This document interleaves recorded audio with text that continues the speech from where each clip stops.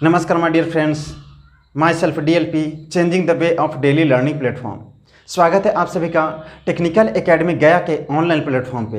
तो my dear friends, हम लोगों ने प्रीवियस लेक्चर में types of metrology and inspection के बारे में स्टडी किए थे। आज हम इस लेक्चर में बात करने वाले हैं मेट्रोलॉजी वोकेबलरी के बारे में। तो आइए बात करते हैं मेट्रोलॉजी की वोकेबलरी हमें क्यों स्टडी करने हैं, इसका इम्पोर्टेंस कहाँ कहाँ है। तो जिस प्रकार से हमें इंग्लिश लैंग्वेज पे कमांड हासिल करना होता है, तो इंग्लिश के कुछ वर्ड पावर को हम मेमोराइज करते हैं, तब जाकर के उसके मीनिंग को समझते हैं, तब जाकर के हम इंग्लिश लैंग्वेज की अंडरस्टैंडिंग हमारे में डेवलप होती है और उसके बाद हम इंग्लिश लैंग्वेज बोल पाते हैं। तो यहाँ पे इंग्लिश के वर्ड पावर को मेमोराइज करना, इसके मीनिंग को समझना बहुत ज़रूरी हो जाता है। ठीक उसी प्रकार से मेट्रोलॉजी में कुछ ऐसे वोकेबलरी यूज होते हैं जो बार बार रिपीट होते हैं। उनकी जब अर्थ अगर हम नहीं समझ पाते हैं तो उसका टॉपिक भी हम नहीं समझ पाते हैं कि इसके कहने का मतलब क्या होता है। तो इन समस्याओं से बचने के लिए हम मेट्रोलॉजी के जो वर्ड रिपीटेड होते हैं, बार बार रिपीट होते हैं, उन वोकेबलरी को हम यहाँ पे स्टडी करते हैं ताकि हमें फर्दर स्टडी में किसी भी प्रकार का दिक्कत का सामना नहीं करना पड़े। तो आइए बात करते हैं मेट्रोलॉजी में यूज किए गए वोकेबलरी कौन कौन से हैं, उनका सारा हम यहाँ पे मेंशन करेंगे और उसके बाद बारी बारी से सारे वोकेबलरी को हम डिटेल में एनालिसिस करेंगे। फिर इसका वोकेबलरी को जब आप स्टडी कर लीजिएगा तो इसका इम्पोर्टेंस कहाँ है। तो ये जो चीज़ है वोकेबलरी, मेट्रोलॉजी की वोकेबलरी, ये आपको एक्सटर्नल एग्जाम में देखने को मिलते हैं। फिर जब आप कॉम्पिटिटिव एग्जाम के पेपर देने जाते हैं तो वहाँ पे भी ये वोकेबलरी से जो भी ऑब्जेक्टिव क्वेश्चन निकल करके आते हैं वो आपको पूछे जाते हैं। फिर जब आप इंटरव्यू के लिए जाते हैं तो इंटरव्यूअर आपसे मेट्रोलॉजी के वोकेबलरी के बारे में पूछ लेते हैं। जैसे कि आपको पूछेंगे कि एरर क्या होता है, एक्यूरेसी क्या होता है, प्रेसिजन क्या होता है, फिर आपका रिजोल्यूशन क्या होता है, फिर उसके बाद पूछेंगे सेंसिटिविटी क्या होता है। ये सारे वोकेबलरी के बारे में आपको इंटरव्यू में पूछा जाता है। तो आइए बात करते हैं मेट्रोलॉजी के वोकेबलरी के बारे में। तो मेट्रोलॉजी के वोकेबलरी में आपको फर्स्ट आता है वो एरर, सेकेंड है आपको एक्यूरेसी, थर्ड है प्रेसीजन, आपका फोर्थ है कैलिब्रेशन,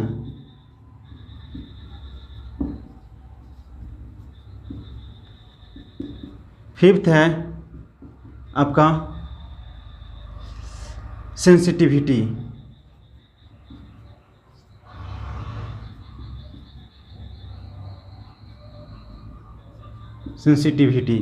सिक्स्थ है आपका स्टैंडर्ड,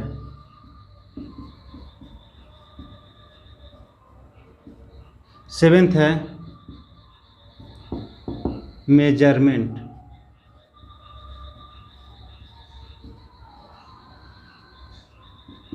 जिसके बारे में हम ऑलरेडी स्टडी कर चुके हैं। फिर आपका एट्थ है लीस्ट काउंट,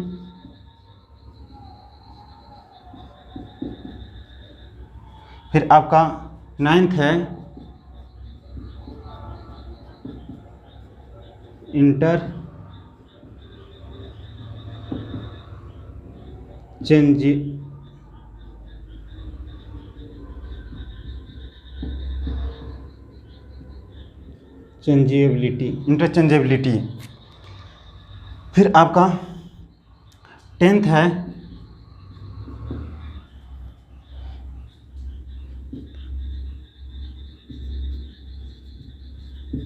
रिजोल्यूशन। फिर आपका है 11th है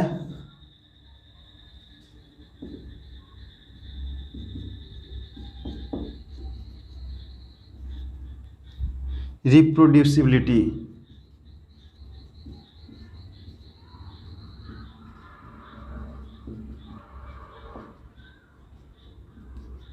फिर आपका 12th है रिपीटेबिलिटी,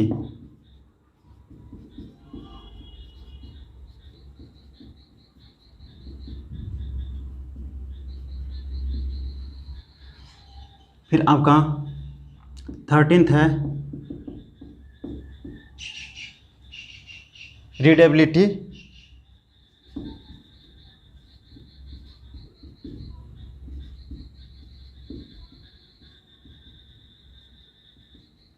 आपका 14th है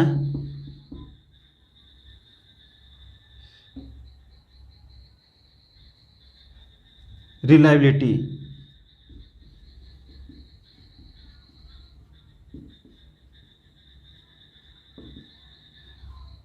रिलायबिलिटी। तो ये आपको ये सारे मेट्रोलॉजी के वोकेबलरी के बारे में स्टडी करनी है। तो एक बार फिर से देख लेते हैं मेट्रोलॉजी में कौन कौन से वोकेबलरी जो है से आपको बहुत बार रिपीट किए जाते हैं और इसका इम्पोर्टेंट आपको सिलेबस में भी बहुत इम्पोर्टेंट है। तो वो वोकेबलरी है error, accuracy, precision, calibration, sensitivity, standard, जिसके बारे में बेसिक आइडिया आपको प्रीवियस लेक्चर में आपको दे चुके हैं। फिर उसके बाद मेजरमेंट है, फिर इसके बारे में भी आपको पढ़ा चुके हैं, ये दोनों के बारे में आपको पढ़ा चुके हैं। स्टैंडर्ड के बारे में डीप नॉलेज हम जैसे ये यूनिट कंप्लीट होगा तो अगले यूनिट में करेंगे स्टडी। फिर उसके बाद लिस्ट काउंट के बारे में स्टडी करेंगे, फिर आपको इंटरचेंजेबिलिटी क्या होता है इसके बारे में स्टडी करेंगे, रिजोल्यूशन क्या होता है इसके बारे में स्टडी करते हैं। फिर उसके बाद पढ़ेंगे हम लोग रिप्रोड्यूसिबिलिटी क्या होता है इसके बारे में स्टडी करेंगे। फिर आप आगे पढ़ेंगे रिपीटेबिलिटी, फिर उसके बाद पढ़ेंगे हम लोग रीडेबिलिटी, उसके बाद हम लोग पढ़ेंगे रिलायबिलिटी के बारे में। तो ये सारे 14th जितने भी वोकेबलरी है इन सारे के बारे में जितने भी नॉलेज होंगे, जितने भी इसमें कॉन्सेप्ट आएंगे, सारे के बारे में हम डिटेल में यहाँ पे एनालिसिस करने वाले हैं। आपको टेंशन लेने की ज़रूरत नहीं है।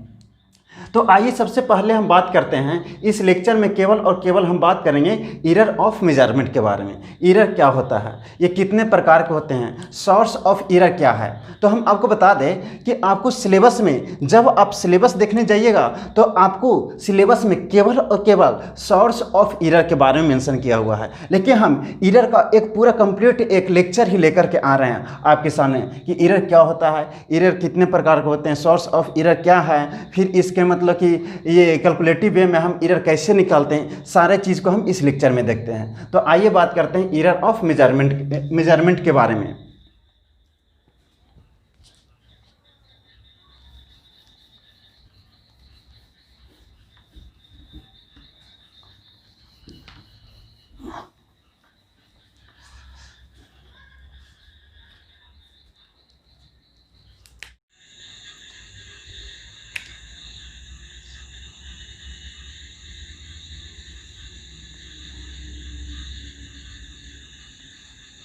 Error of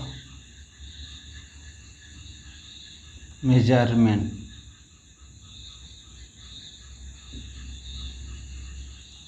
error of measurement को सबसे पहले हम लोग समझते हैं कि एरर ऑफ मेजरमेंट क्या होता है। तो चूँकि हम जानते हैं कि नेचर में अगर कोई चीज़ भी अगर एग्जिस्ट कर रहा है तो उसका कुछ ना कुछ एडवांटेज है और कुछ ना कुछ डिसएडवांटेज है। कोई भी चीज़ परफेक्ट नहीं हो सकता है, चाहे किसी भी मायने में आप देख लीजिए।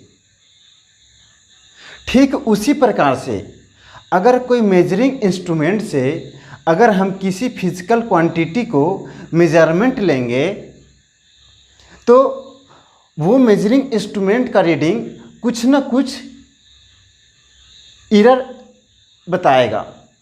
वो परफेक्टली स्टैंडर्ड वैल्यू या ट्रू वैल्यू के बराबर नहीं बता सकता है। कुछ ना कुछ वैल्यू कम या कुछ ना कुछ ज़्यादा ज़रूर बताएगा, लेकिन एग्जैक्ट स्टैंडर्ड वैल्यू के बराबर नहीं बता सकता है जब हम सेवरल एक्सपेरिमेंट करेंगे।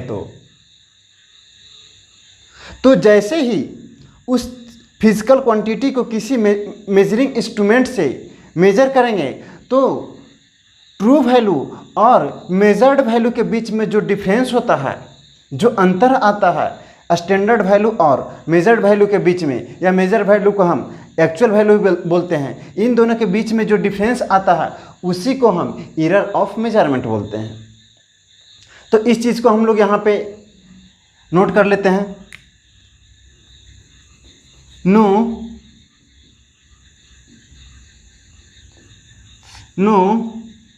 measuring instrument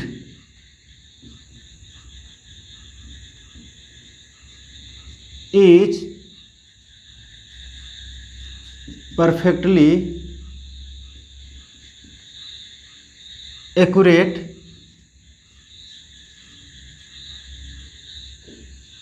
or precise, also mistake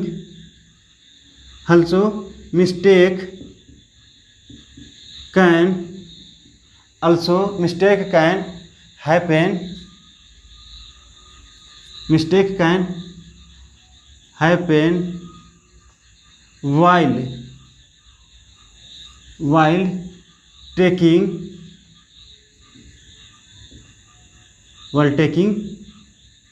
measurement. जब हम कोई भी अगर मेजरमेंट लेते हैं तो कोई भी मेजरिंग इंस्ट्रूमेंट आपको ना ही परफेक्टली एक्यूरेट हो सकता है, एक्यूरेट वैल्यू दे सकता है मेजरमेंट का, और ना ही प्रिसाइज मैनर में दे सकता है। This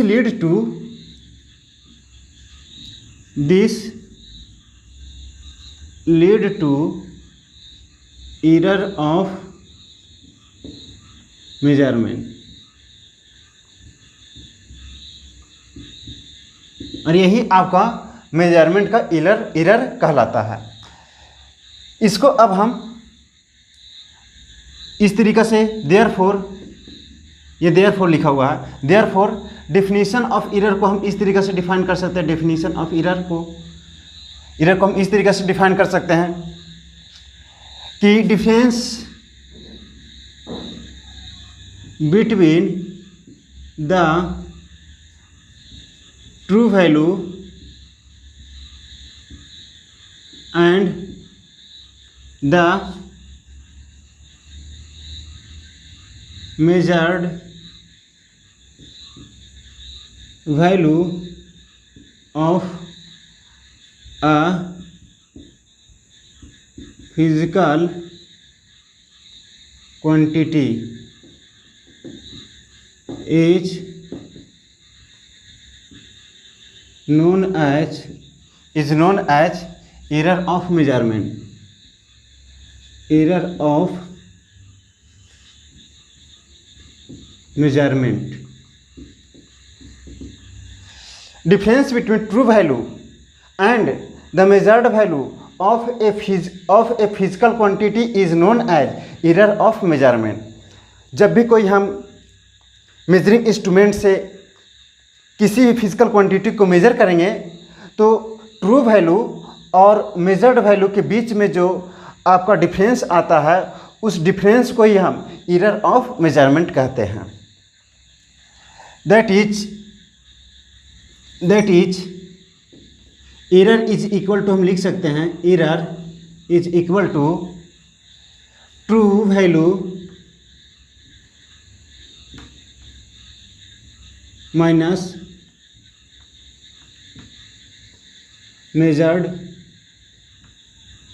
value.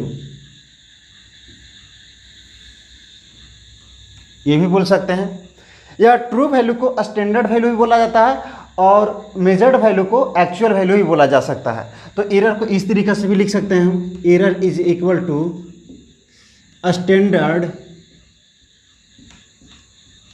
Value minus actual value.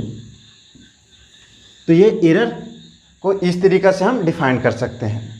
अब जब भी कोई मेजरमेंट करेंगे तो ऐसा नहीं होगा कि मेजर्ड जो वैल्यू होगा वो स्टैंडर्ड वैल्यू या ट्रू वैल्यू से हमेशा छोटा ही होगा। कभी ऐसा होगा कि मेजर्ड वैल्यू स्टैंडर्ड वैल्यू से छोटा भी हो सकता है और कभी बड़ा भी हो सकता है। तो इस तरीक़ा से एरर जो हो सकता है वो पॉजिटिव हो सकता है और नेगेटिव भी हो सकता है। तो इसको हम लोग यहाँ पे नोट में लिख सकते हैं पॉइंट में कि एरर कैन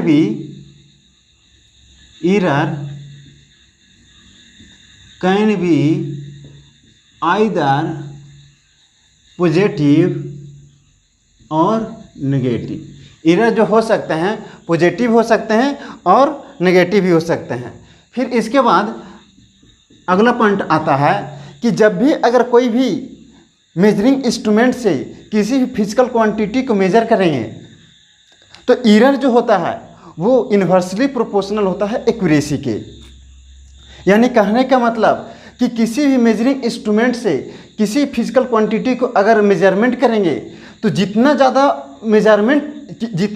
एरर आएगा उस फिजिकल क्वांटिटी के मेजरमेंट का एक्यूरेसी उतना ही कम आएगा। जितना ज़्यादा एरर एक्यूरेसी उतना कम, और जितना कम एरर होगा उतना ही ज़्यादा एक्यूरेसी देखने को मिलेगा। यानी कि बोल सकते हैं error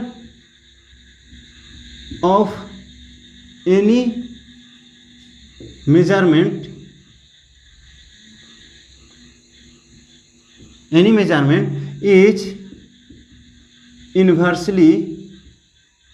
is inversely proportional to accuracy। Error हमेशा किसी मेजरमेंट का इन्वर्सली प्रोपोर्शनल होता है एक्यूरेसी का। दैट इज हम लोग इस तरीक़ा से बोल सकते हैं कि error is inversely proportional to accuracy. तो इस तरीक़ा से एरर ऑफ मेजरमेंट का बेसिक आइडिया आपको समझ में आ चुका होगा। अब यहाँ पे देखते हैं टाइप्स ऑफ एरर के बारे में। टाइप्स ऑफ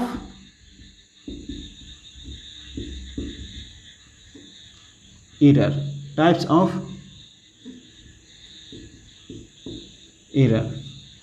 तो एरर को मेनली 2 टाइप से क्लासीफाई करते हैं जब हम थ्योरी बेसिस पे हम लोग देखते हैं तो। लेकिन जब हम न्यूमेरिकल बेसिस पे चलते हैं तो एरर जो होते हैं एक एब्सोल्यूट एरर होते हैं और दूसरा रिलेटिव एरर होते हैं। तो according to theory of error, ये error are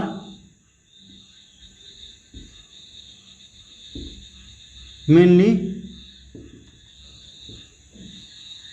2 types on the basis of theory of error। Error के थ्योरी के अकॉर्डिंग एरर जो है से 2 टाइप के होते हैं। वो कौन कौन होते हैं? वो होते हैं फर्स्ट वन जो होते हैं से आपका सिस्टमैटिक एरर होते हैं। पहला सिस्टमैटिक एरर,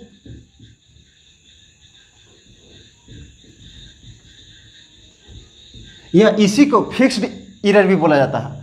और फिक्स्ड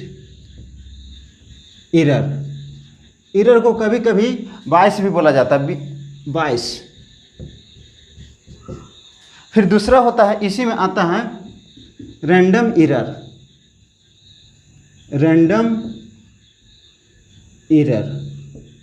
तो ये एरर को थ्योरी के बेसिस पे थ्योरेटिकली एरर को 2 टाइप्स में हम क्लासीफाई करते हैं, सिस्टमैटिक एरर या इसी का नाम है फिक्स्ड एरर, और दूसरा एरर है रैंडम एरर। अब इन दोनों एरर के बारे में हम डिटेल में यहाँ पे एनालिसिस करेंगे। फिर इसी में हर अलग अलग टाइप में हम लोग देखेंगे कि सिस्टमैटिक एरर का सोर्स क्या है, रैंडम एरर का सोर्स क्या है। जैसे ही दोनों एरर का सोर्स अगर हम पढ़ लेंगे कि ये दोनों का सोर्स जो है एरर होने का मतलब कि मेन उत्पत्ति कहाँ से होता है, तो हम कभी भी लिख सकते हैं कि एरर का सोर्स क्या क्या है, उत्पन्न होने का मेन वजह क्या क्या है। तो आइए बात करते हैं सिस्टमैटिक एरर के बारे में। अब हम लोग देखेंगे सिस्टमैटिक एरर के बारे में। तो सिस्टमैटिक एरर को हम फिक्स्ड एरर के नाम से भी जानते हैं। अब सिस्टमैटिक एरर क्या होता है इसके बारे में स्टडी कर लेते हैं। तो सिस्टमैटिक एरर को हम लोग इस तरीके से समझ सकते हैं, जैसे माना कि हमें कोई फिजिकल क्वांटिटी का मेजरमेंट करना है, तो उस फिजिकल क्वांटिटी को मेजरमेंट करने के लिए हमें किसी न किसी मेजरिंग इंस्ट्रूमेंट की ज़रूरत पड़ेगी। तो जो मेजरिंग इंस्ट्रूमेंट को हम ला रहे हैं उस फिजिकल क्वांटिटी को मेजरमेंट के लिए, माना कि वो मेजरिंग इंस्ट्रूमेंट में कुछ न कुछ त्रुटि है पहले से, और उस त्रुटि को बिना ठीक किए हम उस फिजिकल क्वांटिटी का मेजरमेंट लेने लगते हैं। तो ये फिक्स है कि उस मेजरिंग इंस्ट्रूमेंट में जो आपका मेजर्ड जो वैल्यू आएगा वो स्टैंडर्ड वैल्यू से चाहे ज़्यादा भी आ सकता है या कम भी आ सकता है। यानी कहने का मतलब वो मेजरिंग इंस्ट्रूमेंट आपको ट्रू वैल्यू कभी नहीं दे सकता है, कुछ ना कुछ वो एरर मेजर करके देगा ही देगा। यानी कहने का मतलब हमें मालूम है कि इंस्ट्रूमेंट पहले से ख़राब है, तो पक्का है कि वो एरर के साथ वैल्यू मेजर करके वैल्यू देगा। यानी कहने का मतलब ऐसे एरर जिसके होने का कारण हमें मालूम हो, तो इस प्रकार के एरर को हम सिस्टमैटिक एरर कहते हैं। तो जो भी एरर हमको मेजरिंग इंस्ट्रूमेंट से आ रहा है, तो ये एरर आने का वजह अगर हमें मालूम है, उसका रीज़न मालूम है, नून है, तो हम ऐसे एरर को हम सिस्टमैटिक एरर कहते हैं। तो पढ़ लेते हैं सिस्टमैटिक एरर यहाँ पे क्या बोल रहा है। A systematic error is a type of error. Systematic error एक प्रकार का एरर है ऑफ विच, जिसमें cause of errors are known, जिसमें एरर का कारण, एरर के होने का कारण हमें मालूम होता है। तो इस प्रकार के एरर को हम सिस्टमैटिक एरर कहते हैं। फिर अगला पॉइंट में क्या बोल रहा है कि systematic error tends to be only in one direction. Systematic error जो होते हैं वो केवल और केवल एक ही डायरेक्शन में हो सकते हैं। आइदर वो स्टैंडर्ड वैल्यू से बड़ा भी हो सकता है या स्टैंडर्ड वैल्यू से छोटा हो सकता है, लेकिन होगा तो केवल एक ही हो सकता है किसी एक मेजरिंग इंस्ट्रूमेंट के लिए। फॉर एग्जांपल में आपको हम समझा रहे हैं एग्जांपल के द्वारा। यहाँ पे जो एग्जांपल में ये बोल रहा है, ये thermometer measure 104 degree Celsius boiling temperature of water due to lacking of quality. एक थर्मोमीटर बनाया गया है जिसका क्वालिटी में कुछ न कुछ खराबी है। तो माना कि उस थर्मोमीटर के द्वारा बॉइलिंग टेम्परेचर ऑफ वाटर जो मेज़र किया गया वो 104 डिग्री सेल्सियस मेज़र किया गया, लेकिन हम जानते हैं कि standard value of boiling point जो होता है वो वाटर का वो 100 डिग्री सेल्सियस होता है। यानी कहने का मतलब स्टैंडर्ड वैल्यू से जो आपका मेजर्ड वैल्यू जो आ रहा है due to lacking of quality वो 104 डिग्री सेल्सियस आ रहा है। यानी कहने का मतलब वो स्टैंडर्ड वैल्यू से ज़्यादा दे रहा है। तो अब इस थर्मोमीटर को अगर हम बार बार अगर एक्सपेरिमेंट करेंगे बॉइलिंग टेम्परेचर ऑफ वाटर के लिए, तो हमेशा जो होगा वो स्टैंडर्ड वैल्यू से ज़्यादा वैल्यू मेजर करके हमें देगा। तो इसका कहने का मतलब ये जो हमेशा जो देगा वो पॉजिटिव होगा, स्टैंडर्ड वैल्यू से बड़ा देगा। तो इस प्रकार के स्टैंडर्ड जो होंगे वो सिस्टमैटिक इस प्रकार के एरर जो होंगे वो सिस्टमैटिक एरर कहलाते हैं। तो आपको सिस्टमैटिक एरर के बारे में आपको कुछ आइडिया लग गया होगा। अब हम लोग देखते हैं सोर्स ऑफ सिस्टमैटिक एरर।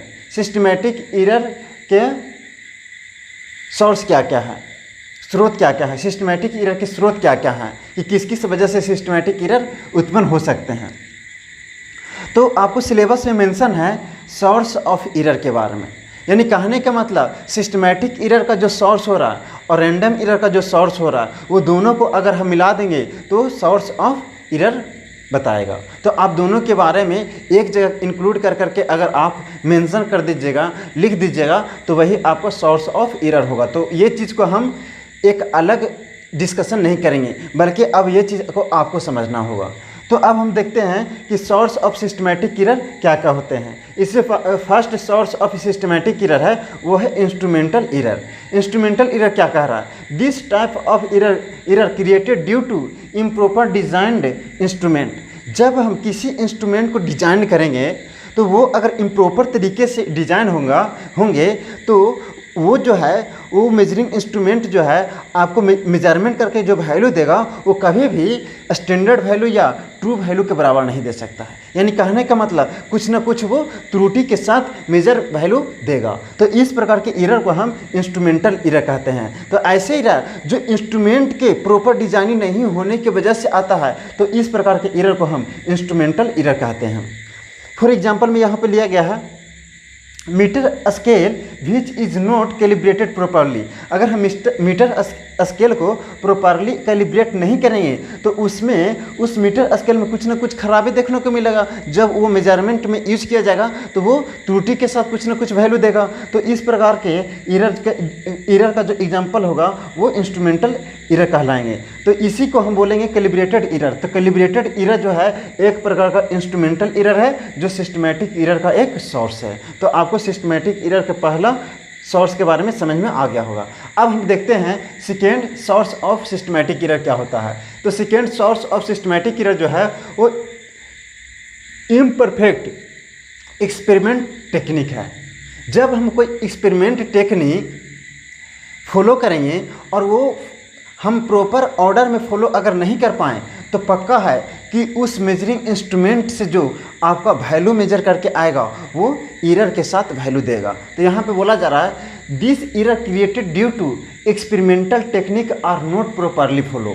जब हम एक्सपेरिमेंटल टेक्निक को प्रॉपरली फॉलो नहीं करते हैं तब हमको इस प्रकार के एरर देखने को मिलता है। अब अगला सोर्स ऑफ सिस्टमैटिक एरर क्या बोल रहा है, वो है पर्सनल एरर। पर्सनल एरर क्या होता है, this type of error created due to personal bias like taking improper reading from the instrument. तो पर्सनल एरर में जो होते हैं वो किस पर कैसे एरर क्रिएट होते हैं। तो जब हम किसी भी मेजरिंग इंस्ट्रूमेंट से अगर रीडिंग हम कैलकुलेट कर रीडिंग लेते हैं तो प्रॉपर अगर रीडिंग नहीं लेने की वजह से हम देखते हैं कि कुछ और वहाँ पे रीडिंग बता रहा है, लेकिन हम अपने तरीक़ा से कुछ और रीडिंग मेजर कर लेते हैं और उसको हम अपने नोट में एक्सपेरिमेंट में लिख लेते हैं। तो वहाँ पे भी आपको एरर देखने को मिलता है। तो इस तरीक़ा से एरर जो हो रहा है वो खुद ब खुद वर्कर जो वहाँ पे स्किल वर्कर है उनके द्वारा हो रहा है, पर्सन के द्वारा हो रहा है। तो इस प्रकार के एरर को हम पर्सनल एरर बोलेंगे। तो अब हम बोल सकते हैं देयरफॉर ये सारे जितने भी एरर हो गए हैं ये तीन जो हैं से आपको सोर्स ऑफ सिस्टमैटिक एरर हो गए हैं। अतः सिस्टमैटिक एरर को हम मिनिमाइज कर सकते हैं।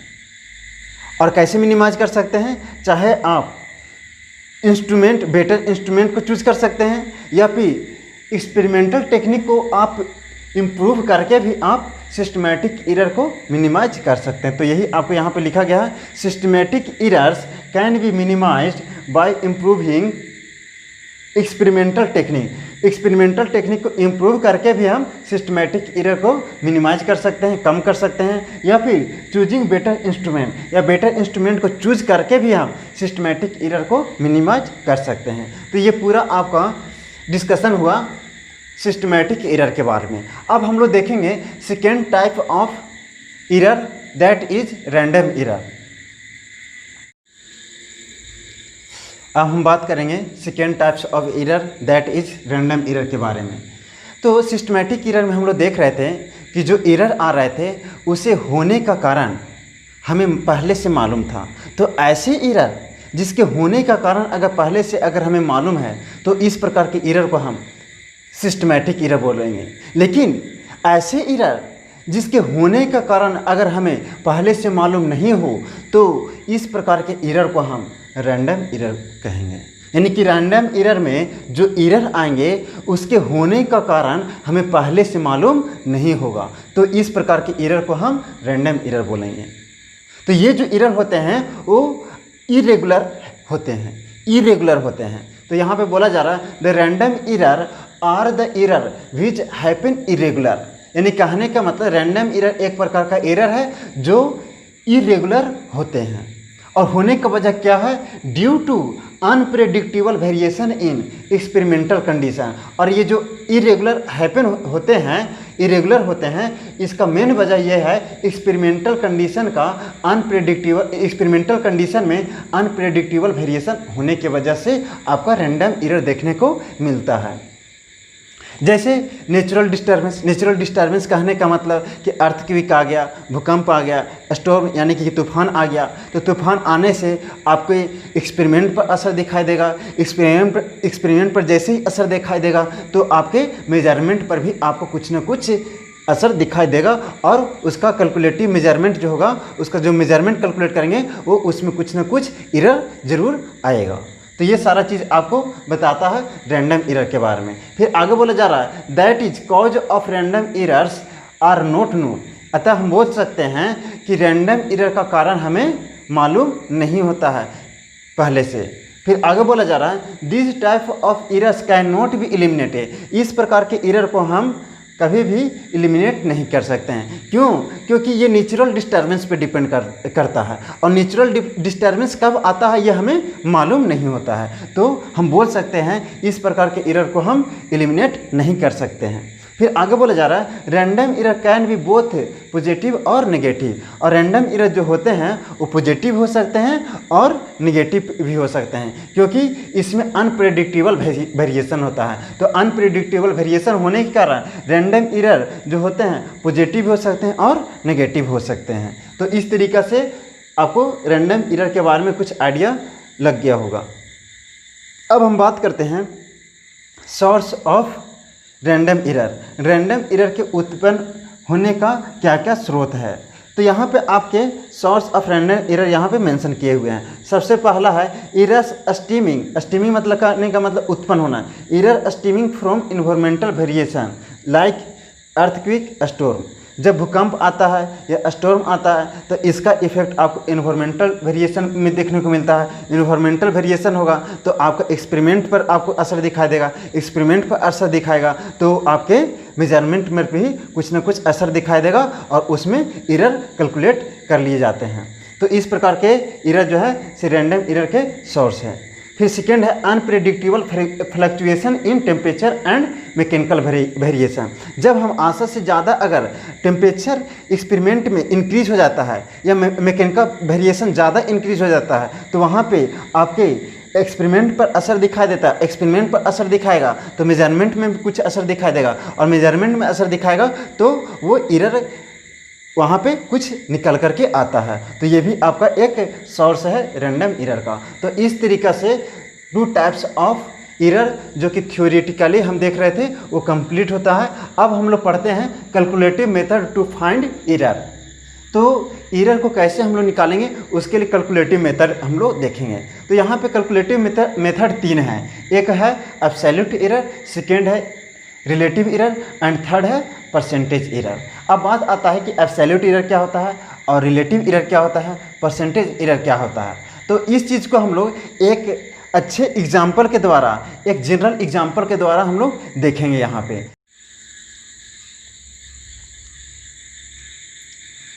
तो सबसे पहले हम लोग समझते हैं एब्सोल्यूट एरर के बारे में। एब्सोल्यूट एरर क्या होता है?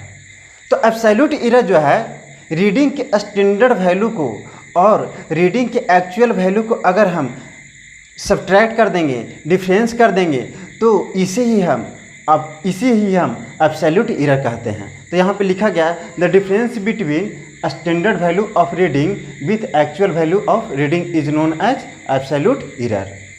तो एब्सोल्यूट एरर को हम लोग इस तरीक़ा से भी लिख सकते हैं standard value minus measured value का मॉडुलस ही आपका एब्सोल्यूट एरर देगा। अब हम बात करते हैं सेकेंड रिलेटिव एरर। तो रिलेटिव एरर जो है वो रेशियो है किन किन के बीच में, एब्सोल्यूट एरर और स्टैंडर्ड वैल्यू के बीच में। तो it is the ratio of absolute error with the standard value of measurement. तो ये हुआ आपका रिलेटिव एरर के बारे में।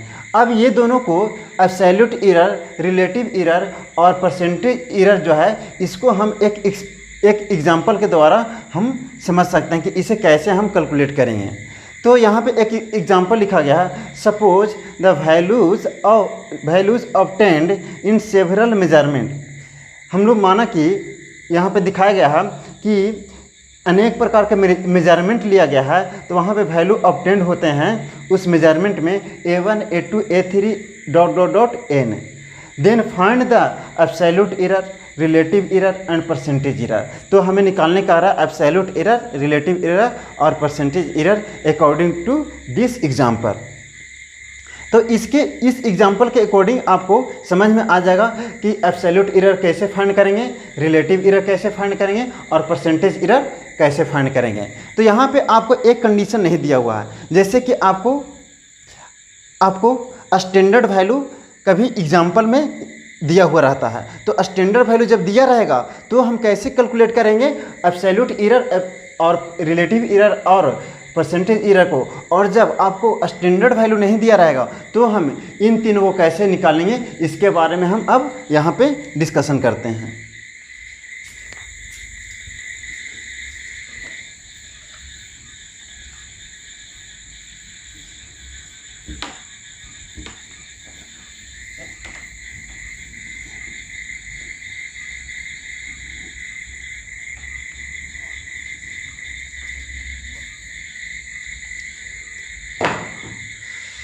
तो यहाँ पे बोला जा रहा है कि अनेक मेजरमेंट लिए गए, उसके वैल्यू जो ऑब्टेंड होते हैं वो है A1 A2 A3 dot AN।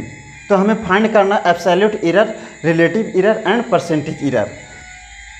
तो केस 1 मान लिए, केस 1 में माना कि आपको स्टैंडर्ड वैल्यू ऑफ मेजरमेंट दिया हुआ है। If the standard value of measurement is AS। माना कि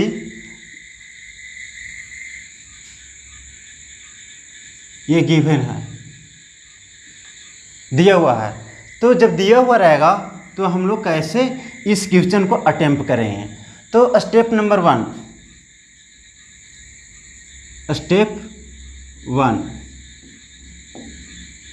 first of all find the absolute error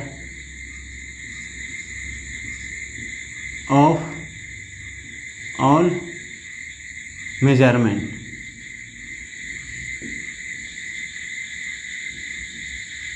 सभी मेजरमेंट का हम सबसे पहले एब्सोल्यूट एरर कैलकुलेट करेंगे।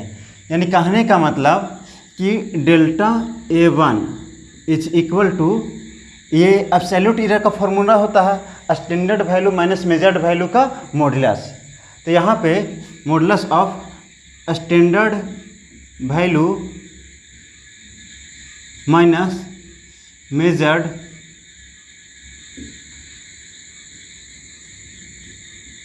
वैल्यू का मॉडुलस।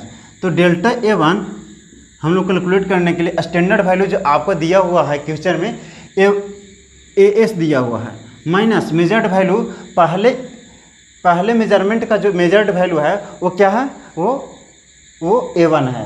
तो modulus of A1 minus AS minus A1। तो ये हुआ एब्सोल्यूट एरर ऑफ, ये absolute error of first measurement.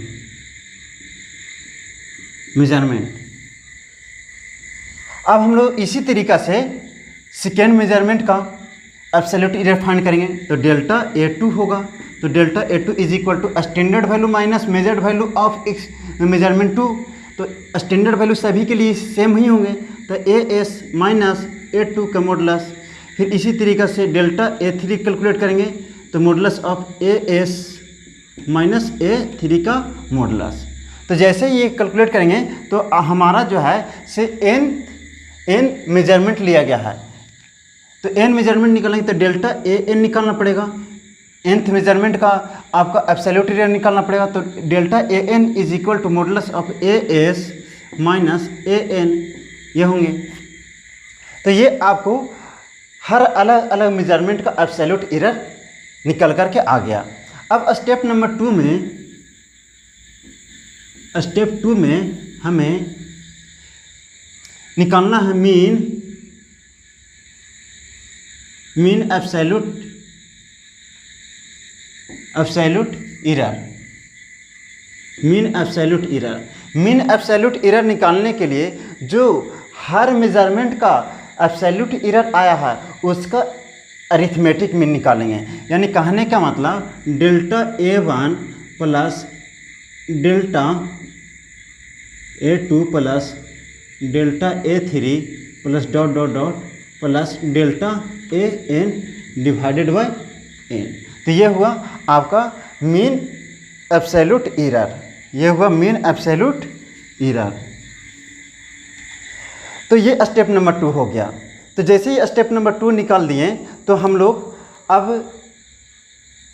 बोल सकते हैं relative error. Relative error is equal to mean absolute error. Mean absolute error को हम लोग इस तरीके से डिनोट करते हैं डेल्टा AM। तो delta AM upon AS absolute standard value. तो रिलेटिव एरर क्या बोल रहा है? रिलेटिव एरर बता रहा है it is the ratio of absolute error with the standard value. तो स्टैंडर्ड वैल्यू AS है, AS स्मॉल में है AS। तो ये हो गया। तो यहाँ पे रिलेटिव एरर जो होगा डेल्टा AM अपॉन AS, जहाँ पर डेल्टा AM जो है मीन एब्सोल्यूट एरर हो गया। तो यहाँ पे मीन एब्सोल्यूट एरर बोला गया, यहाँ पे मीन एब्सोल्यूट एरर बोला गया, और यहाँ पे बोला गया है कि एब्सोल्यूट एरर और स्टैंडर्ड के बीच के रेशियो को ही आपको रिलेटिव एरर बोला जा रहा है। तो यहाँ पे ये जो डिफाइन किया गया केवल और केवल एक ऑब्जर्वेशन, केवल और केवल एक मेजरमेंट के लिए बताया गया। लेकिन आपको सेवरल अगर मेजरमेंट रहेंगे तो उस केस में आपको रिलेटिव एरर जो है डेल्टा AM, यानी कहने का मतलब मीन एब्सोल्यूट एरर निकालना पड़ेगा। यानी एरर जो निकल रहे हैं, एब्सोल्यूट एरर निकल करके आ रहे हैं, सारे को मीन कैलकुलेट कर करके फिर उसको हम उसी ये एब्सोल्यूट एरर की जगह मीन एब्सोल्यूट एरर लेंगे और मीन एब्सोल्यूट एरर को रेशियो कर देंगे किसी स्टैंडर्ड वैल्यू से। तो यही आपको देगा आपको रिलेटिव एरर के बारे में। फिर इसी तरीक़ा से अगर परसेंटेज एरर कैलकुलेट करना है, परसेंटेज एरर, तो percentage error is equal to ये होता ये delta AM upon AS into 100। तो ये हुआ परसेंटेज एरर। तो इस तरीक़े से आप एब्सोल्यूट एरर भी कैलकुलेट कर सकते हैं, रिलेटिव एरर भी कैलकुलेट कर सकते हैं और परसेंटेज एरर भी कैलकुलेट कर सकते हैं। लेकिन जब आपके पास standard value of measurement AS दिया रहेगा, तब जब आपको AS नहीं दिया रहेगा, स्टैंडर्ड वैल्यू ऑफ मेजरमेंट नहीं दिया रहेगा, तो स्टैंडर्ड वैल्यू ऑफ मेजरमेंट निकालने के लिए हमें जो मेजरमेंट सेवरल मेजरमेंट दिए गए हैं उन्हीं का अरिथमेटिक मीन निकालना पड़ेगा।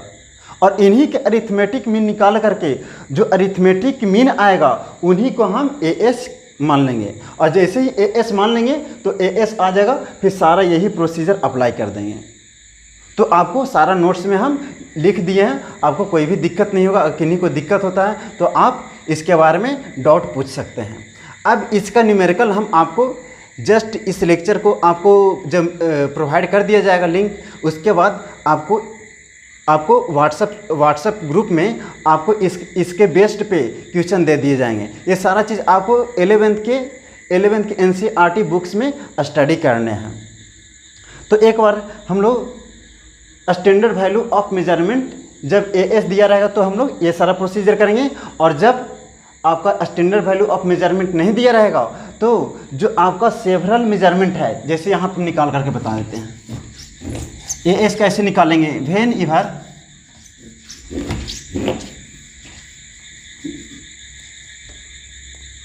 If AS is not given in question,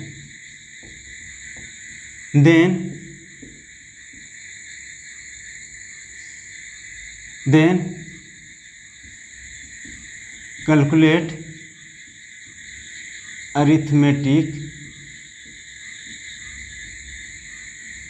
mean of several measurement and it will treated as AS। तो यहाँ पे AS के जगह पे ये ट्रीट करेगा, तो AS is equal to A1 plus A2 plus A3 plus dot dot dot plus AN upon N। जैसे ही AS निकल करके आ जाएगा अरिथमेटिक मीन से, तो अरिथमेटिक मीन के बाद फिर सारा प्रोसेस हम यही अप्लाई करेंगे, और जैसे ही ये प्रोसेस अप्लाई करेंगे तो सारा आपको मीन एब्सोल्यूट एरर भी निकल कर आ जाएगा, रिलेटिव एरर भी निकल करके आ जाएगा, और आपको परसेंटेज एरर भी कैलकुलेट हो जाएंगे। तो इस तरीक़ा से आपको एरर का कंप्लीट एनालिसिस आपको यहीं पे समाप्त करते हैं। Thank you so much for watching B with DLP।